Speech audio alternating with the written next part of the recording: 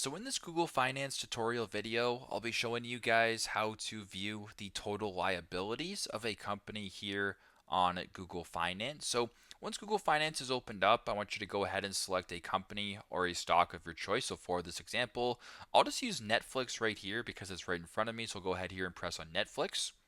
Now, once you're here, I want you to scroll down all the way to the bottom to where it says financials. Make sure that the income statement is not selected. Instead, you want the balance sheet right here. So go ahead and press on the drop down. And once you're here, just scroll down to where it says total liabilities right here. So the sum of the combined debts a company owes, and in this case, is 28.06 billion, or a year-by-year change in this scenario of 2.17%. So very simple, very straightforward.